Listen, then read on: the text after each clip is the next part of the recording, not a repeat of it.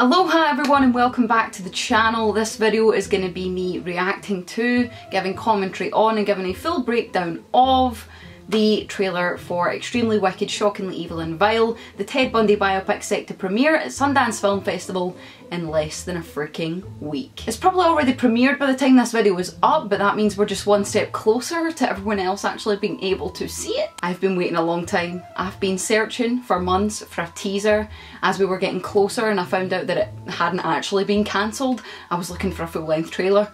Nothing. Zip. Nada. Nil. Pois. And then the other day I got the shock of my life when it was like everywhere. I think we've just got to get straight into it. Right, we're gonna get the audio in sync. 3, 2, 1.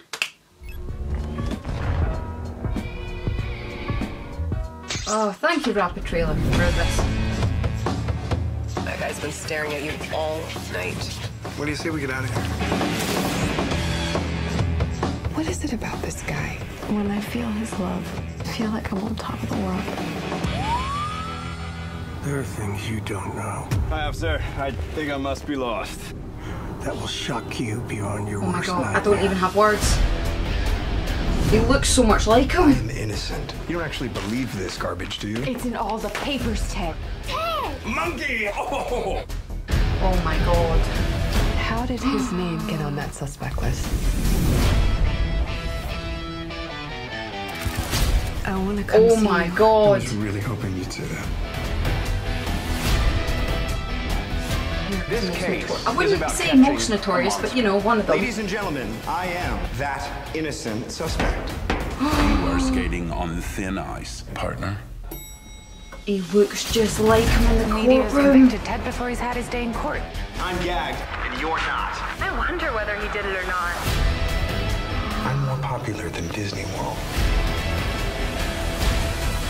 Oh my god. Did you do these things? Absolutely not. Let me get back to plotting my escape here. Oh my god, his first run.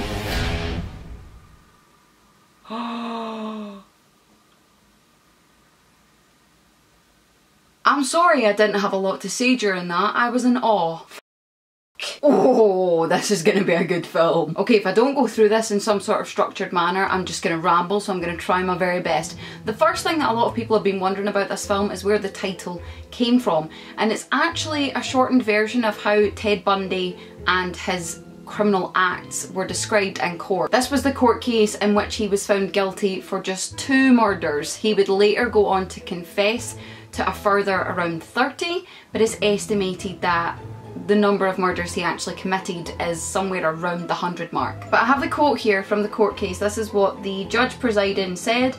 The court finds that both these killings were indeed heinous, atrocious and cruel, and that they were extremely wicked, shockingly evil, vile, and that the product of a design to inflict a high degree of pain and utter indifference to human life.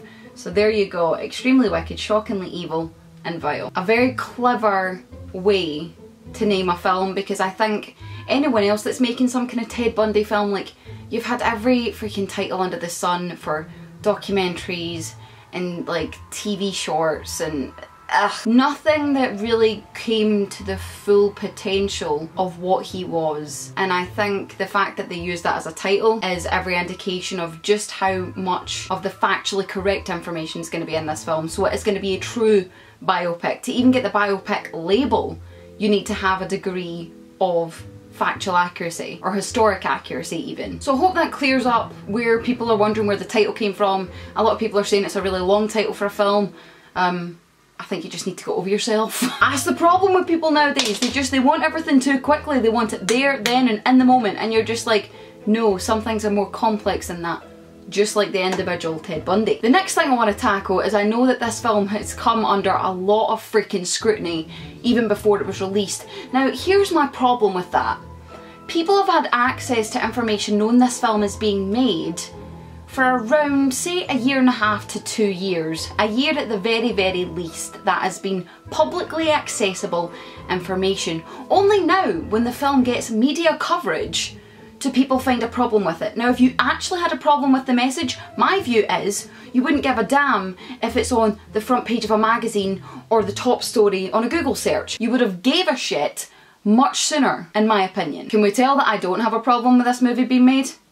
Can we tell? Can we tell? I just find it so hilarious that literally you had ample opportunity to have your little bitch and rant about it, but you wait until it is media coverage because you know you're gonna get attention from it. Like, get the F out of here. Thank you, next bitch. But what is the problem that people have with it? A lot of people are really annoyed about the fact that this movie's even being made. Why glorify a serial killer?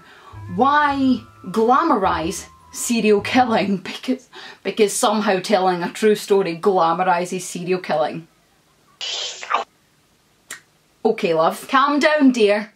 It's a movie. Hi guys, sorry about the lighting change. I went to put my camera away and I just realised that I had thought up some points in my head and hadn't actually verbalised them. So I'm just going to add in a few things here real quick. Watching the trailer, the instant thing that I was taken aback by was the kind of vibe of the trailer. So it came across like a little bit of a high school movie, like something with a lot of attitude and it was quite arrogant, and I was just a little bit stunned. But the more that I thought about it, I was like, this makes total sense. This is one of the most narcissistic people that I've ever walked the earth at this point.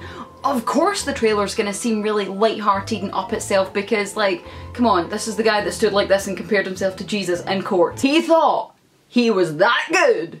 He acted as his own lawyer and compared himself to JC. I'm not a religious person, but damn! So initially I was like, the tone of this doesn't make sense, but then when I thought about it, I was like, oh my god, it makes perfect sense, I'm an idiot. So I can see why people are taking a little bit of a hump with that. Like, I can see why people are getting like a stick up their butt about the fact that it looks really lighthearted when actually he was a crazed serial killer. But you've got to remember, this is being told by his girlfriend's perspective. It's focusing solely on her and what she saw, and what she saw was what he portrayed, and he was a very good actor. He was able to convince her that he was this charming, light-hearted, charismatic, talented individual. So that's what she saw, and that's what a lot of people were blinded by. So I don't see why showing the truth of that is a bad thing. If anything, it's raising the awareness of just how good some evil people out there's disguises can be. Also, not gonna lie, did feel a little bit of a lump in my throat when I saw that there's some sort of intimate scene between him and Elizabeth's character. Like, of course you know that they were together, like that, you expect that. But something about seeing it, I was just like, ooh, so I kind of hope that scene isn't too drawn out because I feel like it would just be really, really hard for me to watch. Not in a way that it shouldn't be in the film, but like just in a way it's going to be really impactful and just kind of like, whew. As for people taking the hump about that, basically saying, you're sexualizing serial killing, you're romanticizing Ted Bundy. No, they're freaking not. This is someone who was a predator to women. How do you think he got that opportunity? Like, I don't understand. So he was outwardly a complete evil douche? Or did he play charming and nice and actually lure them into a false sense of security and safety? But for people to genuinely be thinking that this film is romanticizing Ted Bundy, they don't have the brain cell count to be watching this film because they're not going to be able to connect the dots. I'm sorry, this film is not for you. You can go back to watching Teletubbies. That was a joke. Obviously I don't mean that. It really irks me when films are misinterpreted when they're using theatric techniques that are so blatantly there for that purpose. Like, it really, really irks me that people don't make that much of an effort to digest why things have been filmed and made in the way that they're made. They just instantly jump to a conclusion and then stand on their soapbox and claim this, that and the next thing, and it's just like, step the F down and accept that you don't know everything. Might be getting a little bit too deep into it, but I actually think that this is one of the reasons that a lot of films don't get the good reception that they should and don't get the good reception that they deserve from people, is because people really cannot be arsed to put in the effort to understand something that's a little bit deeper, a little bit more complex.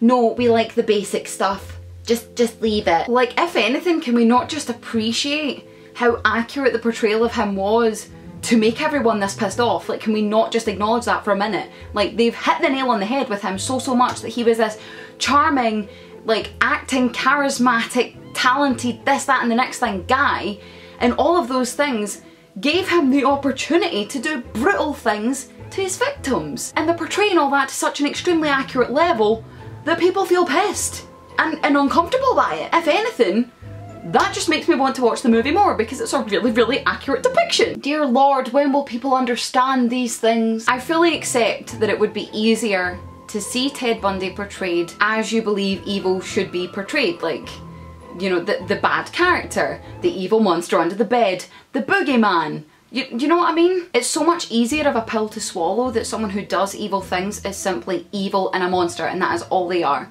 It's a lot harder to swallow the pill that the actual fact is they are a human who is capable of that evil, and here's the means that they were capable of it by. That's a lot harder for us to swallow, but it's the truth. And what do biopics do? They depict the truth, ladies and gentlemen. And also people are wondering, why make money? Why make a project that is making money off of someone who was a narcissistic serial killer? Why profit from something that a lot of people would describe as pure evil? Now, not only does this argument pose an interesting point, it actually separates those of us who have been interested in this film since its, you know, proposal and in pre-production, and those who have just jumped on the bandwagon since seeing the release of the trailer without actually watching it or doing any research whatsoever. Because the reality is, this film has been penned since the very day that it was picked up, or since the very day that the script was written, to be told from the perspective of his girlfriend at the time. Her name was Elizabeth Klipfer, I believe that's how you pronounce her last name. If not, I apologise. And she was the original whistleblower to Ted Bundy. She was the first person that raised a red flag around him, purely because she found like a bag of women's underwear in his apartment or in their house, and also a little bowl with loads and loads of house keys that didn't belong to them, and she just kind of raised some red flags, and she alerted the police to Ted, first of all. She was the first whistleblower. How is that not a valid story to tell? No one's ever heard her side. Because one of the massive questions you always get as soon as someone's convicted of a crime, for some reason the public turns on their family and friends in scrutiny and say, well, how could you not know this? How could you not know that your boyfriend was a serial killer? How could you not know that he was murdering women and this, that and the next thing? But the reality is, he was such a convincing actor. He was almost like a chameleon. He could fit into whatever situation he was in. So when he was in that family setting with his girlfriend and her child, he was a boyfriend and a father figure. No one thought he could be capable of these crimes. Even up until the day he died, there was people who still were so convinced by his personality that they thought it couldn't be him. Now, at that point, I think it's a stretch because, you know, you've got the evidence. But at the point where there's literally no evidence pointing to him, how were people supposed to know? How was she supposed to know? It's kind of like, if you remember a while back, there was it was either a BBC or an ITV 3-part TV film, I guess you could call it, or series, mini-series, called The Moorside, and it was about the kidnapping of a little girl called Shannon, and it ended up being her own family that technically kidnapped her and were hiding her to get the ransom money and everything. Now, I didn't see many roadblocks being kicked up about that story being told. Why would you want to profit and make something that tells the story about something horrible that happened to this young girl? But that's fine. Truth be told though, I didn't see a problem with The Moorside either, because it wasn't actually telling Shannon's story. It wasn't fully telling that family's story. It was told from the perspective of a woman who was far enough removed from the situation where it wasn't unsensitive of them to make it, but also close enough to the situation where they could tell it from a new perspective. I think people are getting the idea that it's making some sort of big dramatic love story movie that's gonna sweep people off their feet and give this idealistic perspective of Ted Bundy, and it's just not the case. I mean, look at who the freaking director is. If you're a true crime fan, documentary fan, anything of that kind of nature fan, you've probably watched something that's had Joe Berlinger at the helm. So with his involvement, and the fact that it's been penned as a biopic, there's a lot of criteria that films need to fill to be able to be classed as a biopic, and accuracy is one of them. I'd like to say and like to think that accuracy is not something that we need to worry about in this film. It's not going to paint a beautiful picture of Ted Bundy, it's going to paint a true picture of Ted Bundy.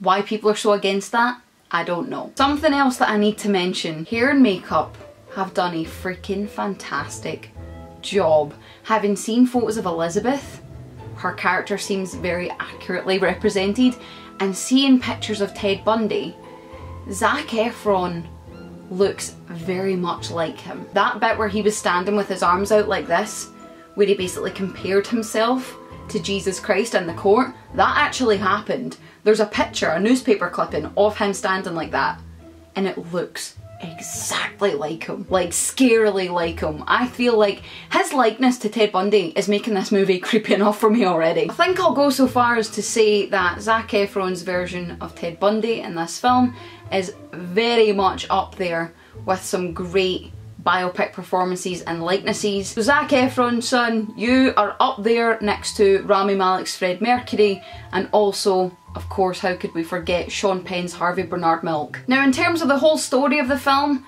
I don't really know what to expect. Where will the story begin and end? Because it's a lot of story to fit in to, say, your average hour-and-a-half film running time. You can see that it starts in 1969. It said 1969 Seattle. That's where he met Elizabeth. And then the thing that's latest on that I can see is him jumping out of the second story window of the courthouse. That was his first run away from court. He was eventually caught, taken back into custody again. He eluded police custody again for a further 40-ish days, I believe, maybe longer than that. And then he was taken back. He was on death row for years. They attempted to get him out. His death day finally came and he was executed. So I wonder if the story will simply follow Elizabeth's involvement, because I imagine there came a time where she visited him in prison for the last time and then walked away. I think that would be a really potent way to end the film, because it's almost like it wasn't the end of his story, but it's the end of hers, and that's where she then left that part of her life behind. For me, that would be a really great way to end it. I kind of hope that it does. Maybe even show the remainder of what happened to Ted Bundy as almost news style footage, just to give people a sense of closure at the end for the injustices that they've heard about throughout the film. I feel like I would be happy with that. But I think that's all I want to say at the moment. I don't want to delve into it too much. I was going to go back and rewatch the trailer and give more commentary throughout, but I feel like I'm going to cut it off there, purely because when I watch the film I want to be as surprised as possible. When I do get the chance to see the film, whenever that may be, I don't know when they're going to do wide release, TV release, whatever, I'll be doing a full review on it. You can bet your bottom dollar on that. So that is all we have time for today. Thank you very much for watching. As always, if you enjoyed it, please remember to give it a big one of these. Leave one of those, tell me if you're excited for this movie, if you're against it, if you're for it, I don't know, tell me why. Politely though, let's have a conversation. There's a way to converse about things you don't agree on without having an argument. Maturity!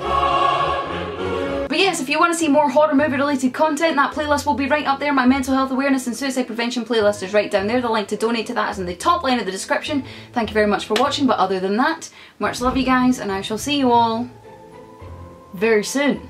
Bye bye!